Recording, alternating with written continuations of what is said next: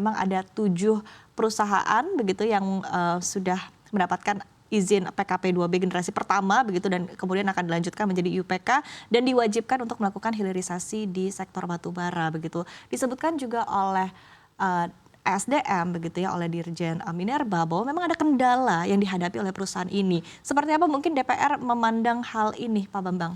Ya, baik. Jadi memang seperti disampaikan oleh Dirjen Minerba, Bapak Tri, kepada kami di DPR beberapa waktu yang lalu, memang beberapa perusahaan PKB 2B yang mendapat perpanjangan kontrak karya, ini menurut beliau memiliki satu kewajiban untuk melakukan hilirisasi. Dan kami pikir sebetulnya memang ini hal yang memang kita inginkan demikian, bahwa tidak semata-mata di dalam pengelolaan dan pemanfaatan batubara itu berhenti hanya kepada jual batubara tok. Nah, sehingga jika memang Kementerian SDM khususnya Dirjen Minerba di dalam perpanjangan IUPK tersebut memberikan satu syarat tambahan hilirisasi, kami pikir ini merupakan sesuatu yang positif dan ini sejalan dengan apa yang menjadi kebijakan pemerintah pada saat ini dan DPR memantau tentang perkembangannya. Oke, batubara ini juga ada spesifikasi khusus, disebutkan juga bahwa untuk proyek ataupun juga untuk proses hilirisasinya ini biayanya juga tidak sedikit dan lain sebagainya begitu, artinya challenge-nya juga cukup lebih besar ketimbang komoditas lainnya. Sudah ada pembahasan apa kendala utamanya dan strategi untuk menghadapi kendala ini, Pak Bambang? Ya, sejak awal kan terkait dengan hilirisasi di bidang batubara, ini yang sering disampaikan kepada kami di DPR itu kan tentang bagaimana gasifikasi. Bahwa batubara ini kita tahu merupakan energi karbon. Ya, dan kita berharap tentunya dengan melakukan hilirisasi ini barang ini tidak semata-mata menjadi beban bagi kita, walaupun dia sebagai salah satu penghasil energi. Nah, dengan melakukan hilirisasi,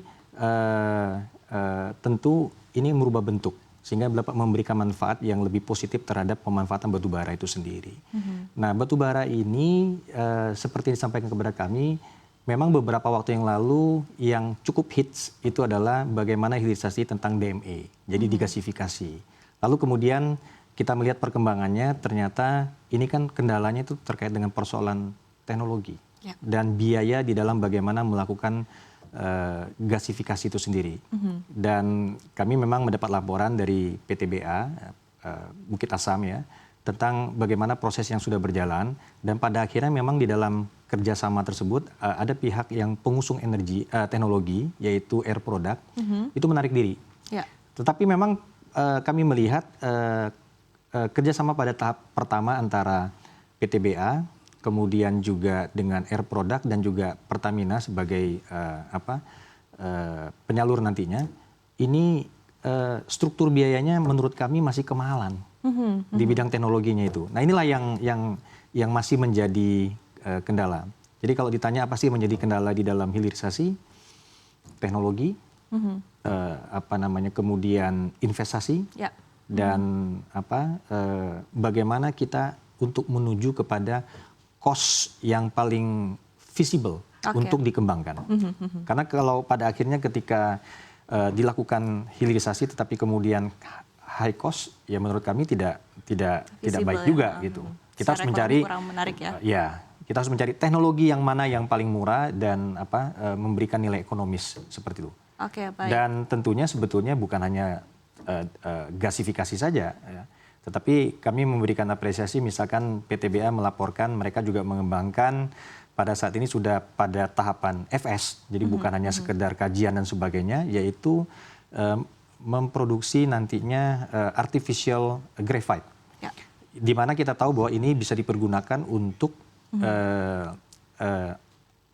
anoda baterai seperti itu. Ya kita dukung.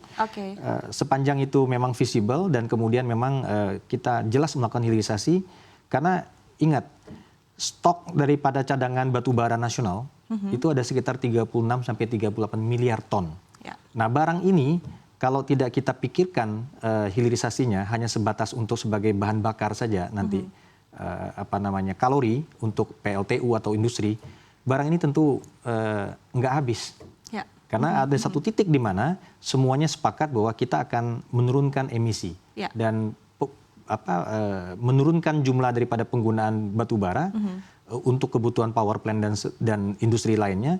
Tentu ini menjadi satu tuntutan nantinya. Karena target untuk mencapai net zero emission juga masih on plan begitu ya, masih sesuai dengan target dan juga rencana begitu ya Pak Bambang. Di sisi challenge, salah satu kendalanya juga kemarin cukup banyak begitu ya, hingga saat ini juga kita merasakan masih cukup banyak, dan bahkan dari Air Product juga sudah mengundurkan diri begitu ya, narik diri begitu. Nah, apakah kedepannya memang sudah ada saat ini penjajakan begitu ya untuk bekerja sama dengan perusahaan-perusahaan lain untuk tadi ya menanggulangi ataupun juga menjawab challenge dari sisi teknologi, dari sisi investasi, dan juga dari sisi sumber daya manusia begitu? Oke, begini, kalau kemarin itu bentuk daripada pola kemitraannya ini kan ada 3 pihak nih. PTBA yang berjalan kemarin sebagai model ya, yang sebagai model. PTBA kemarin itu sebagai pemilik bahan baku batu bara, lalu ada Air Product sebagai pemilik teknologi dan investor, lalu kemudian ada Pertamina sebagai off-taker, nanti sebagai penyalur. Nah, ternyata kemudian kita lihat struktur biayanya kurang bagus, kurang sip, sehingga proyek ini kan menjadi jalan di tempat. Sampai satu titik Air Product menarik diri. Nah, kami menyarankan kepada PTBA atau mungkin nanti siapapun dari perusahaan batu bara yang ingin melakukan hilirisasi, lebih baik undang saja pemilik teknologi-teknologi yang ada di dunia ini. Minta mereka beauty contest. Mana yang kira-kira dengan teknologi yang paling terkini, ada bukti, lalu kemudian cost-nya paling visible. Ini perlu beauty contest. Jadi kita nggak bisa hanya berharap, oke, ada investasi, lalu kemudian cost-nya segini, kamu ngikut ya. Kagak bisa begitu juga. Karena kenapa? Pada akhirnya barang ini kan kita maksudkan untuk sebagai substitusi LPG nantinya. Kenapa pemerintah Kementerian SDM bersemangat di dalam hilirisasi gasifikasi ini? Karena memikirkan bagaimana substitusi untuk LPG. Nah, inilah yang saya pikir kita perlu dorong. Bagi kami silakan di dalam bentuk-bentuk kemitraan di masa yang akan datang, PTBA sebagai pemilik bahan baku ya, lalu kemudian mengundang calon-calon investor dengan teknologi baru. Jika punya teknologi tapi tidak punya dana, kita punya dana antara. Nah, kita punya dana antara. Sehingga saya pikir solusi ini bisa dapat kita capai dalam waktu dekat. Dan ingat bahwa pemerintah cukup serius di dalam 21 proyek strategis hilirisasi yang dicapai, gasifikasi DM ini salah satu. Gitu. Baik.